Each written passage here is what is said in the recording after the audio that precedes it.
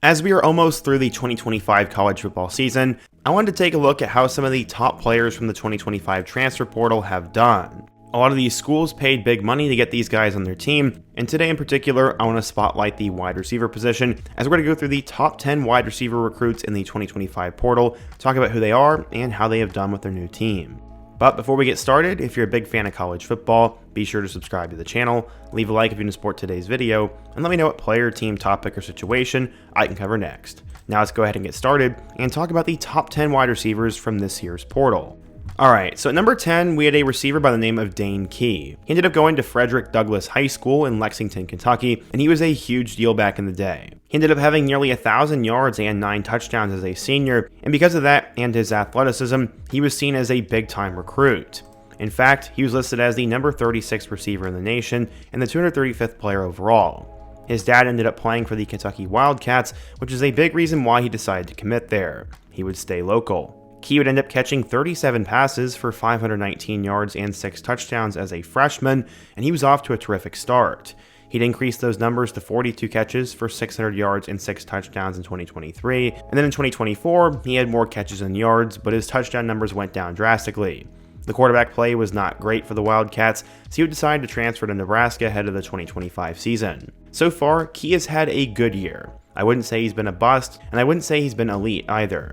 He has 28 catches for 360 yards and 5 touchdowns, and obviously, he's making big plays and scoring points, but his catches and yards are significantly down. Key, though, has helped Nebraska football turn it around this year, and I think he'll be a mid-round draft prospect for the 2026 draft. So far, so good.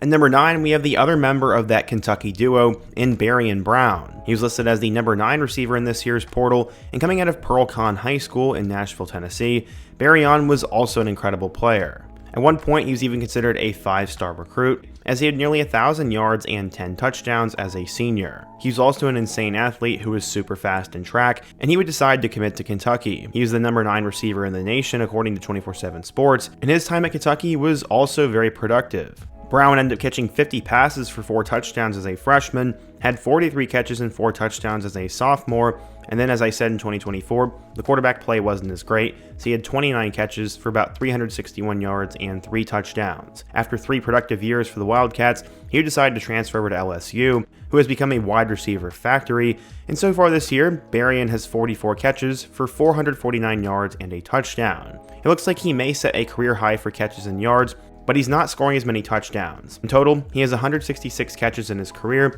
and I think just like Dane, he'll be a mid-round draft prospect, and I would say Barion has lived up to the hype for the most part. At number 8, we have our first Georgia receiver on the list, and that is going to be Noah Thomas. He came to Georgia by way of Texas A&M, and before that, he was a 4-star recruit coming out of Clear Springs High School, located in League City, Texas.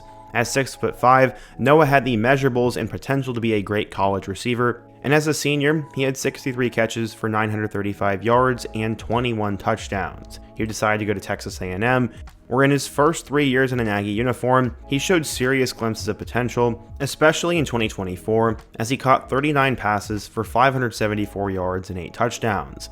He honestly could have gone off to the NFL in my opinion, but he decided to go in the portal and try to improve even more. He would commit to the Georgia Bulldogs, who would need to replace a couple of their top receivers, but so far this year, it has been really weird for him. He only has 12 catches for 186 yards, but he has 4 touchdowns. He's made some impact plays, but has not really been that productive of a receiver overall for them, especially considering the hype. It's hard to call Noah a bust because he's scored some big touchdowns, but at the same time, the production really hasn't been there, and I don't really think his draft stock has improved all that much. At number 7, we have wide receiver Chase Sowell, who ended up going from East Carolina to Iowa State. But his story is more complex than that, as coming into the state of Texas, he was a 3-star recruit who had originally decided to go to Colorado. He was barely ranked inside the top 1,300 players in the class of 2022, and that was despite having 70 catches for 1,400 yards and 15 touchdowns as a senior. I mean, the guy was incredible.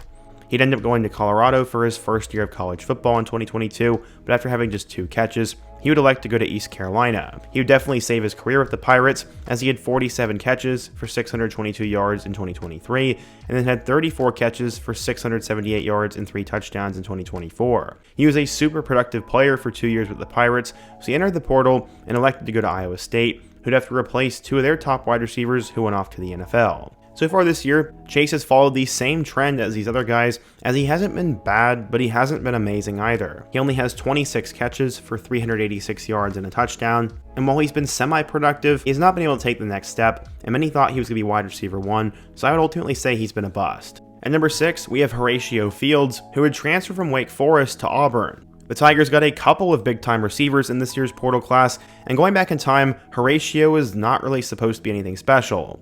In fact, he was a part of the class of 2021 and was listed as the number 238 receiver in the nation.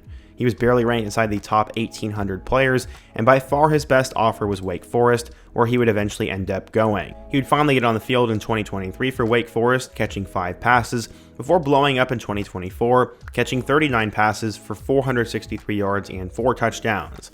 Honestly, no offense looking at these numbers, I'm not sure why he was considered the number 6 receiver in the portal, but I'm not a scout. He ended up deciding to go to Auburn, where this year, he's ended up having 12 catches for 106 yards and 1 touchdown. Obviously, those numbers do not pop off the page, and he is the 3rd string receiver behind Cam Coleman and another guy on this list.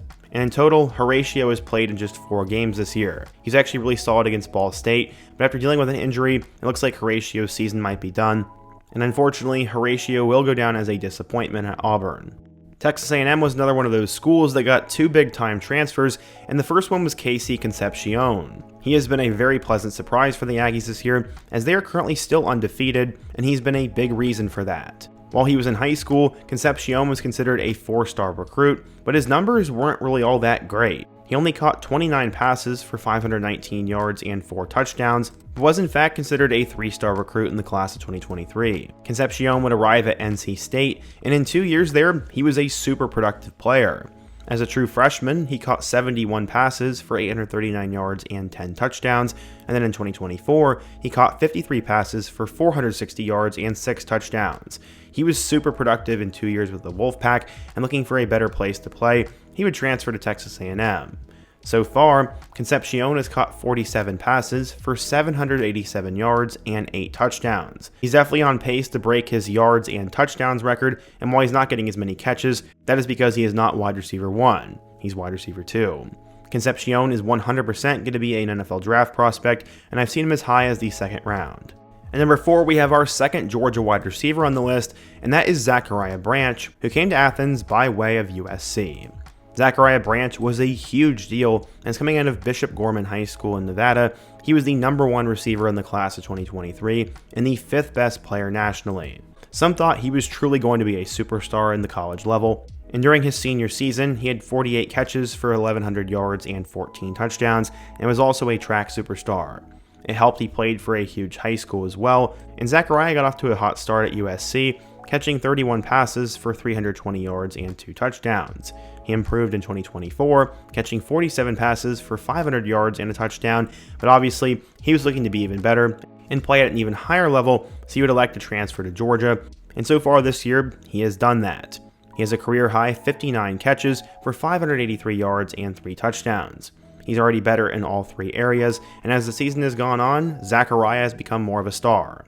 I'm currently seeing him as a projected 1st-round pick, and while he's a little bit small, I think he'll be fine, and this was a great pickup for the Bulldogs. Coming in at number 3, we have LSU's other receiver in Nic Anderson. Anderson has an interesting connection to college football, as his brother Rodney Anderson was a star running back for the Sooners and ended up in the NFL.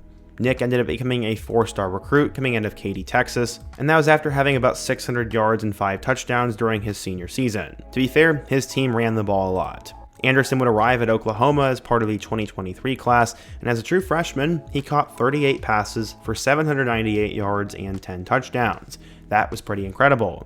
He was considered one of the best freshmen in the country, but in 2024, he missed most of the season due to an injury, as he appeared in just 1 game. He would elect to transfer ahead of the 2025 season, and like a lot of other people, he thought going to LSU was going to save his career. I mean, it's a great place to be a receiver right now. Unfortunately, Nick has not been able to really get going, as he has just 12 catches for 100 yards and 2 touchdowns this year. What makes it worse is the fact that Nick has played in a grand total of 7 games, and while he has also had an injury, he was disappointing before this happened, and this was definitely a whiff. I'm honestly not sure why scouts ranked him so high after he missed an entire year of football. Coming in at number 2, we have wide receiver Duce Robinson. I know when he was coming out of high school, he was considered a tight end, as he was a 5-star player and the 19th overall player nationally.